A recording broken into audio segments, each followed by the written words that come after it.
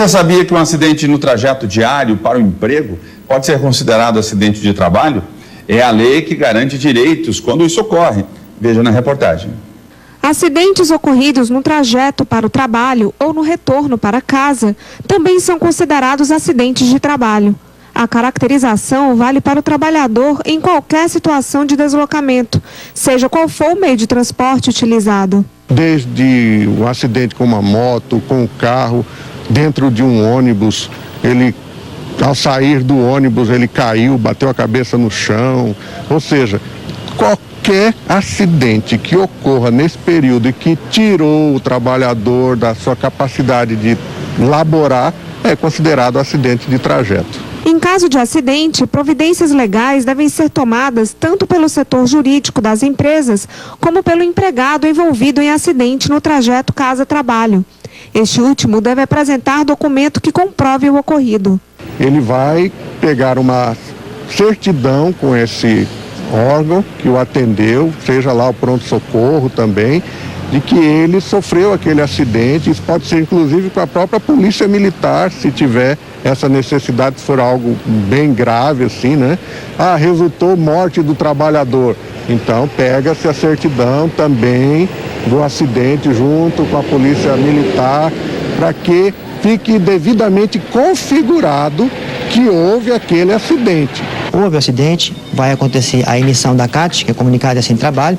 Essa CAT é mandada para a Previdência Social, no caso o INSS, e o INSS, a partir de então, vai se encarregar de marcar as perícias para que seja apurado a necessidade e o tempo de afastamento desse empregado.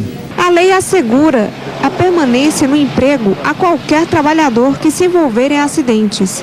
Ele tem direito à chamada estabilidade provisória acidentária, estabelecida no artigo 118 da Lei 8.213, de 1991.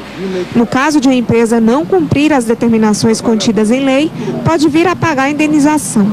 A partir do momento em que o trabalhador retorna para o trabalho, então, daquele momento em diante, ele tem 12 meses para frente de estabilidade. Nesse período, se o empregador demiti-lo, terá que indenizar esse período para frente dele. Segundo o presidente da Comissão de Direito do Trabalho da OAB Mato Grosso, as situações em que a interpretação dos casos de acidentes no trajeto para o trabalho deve ficar a cargo do juiz. O que a lei fala? O que é acidente de trabalho? Acidente de trabalho é aquele que acontece no âmbito do trabalho, estendido também no deslocamento entre casa e trabalho, e vice-versa.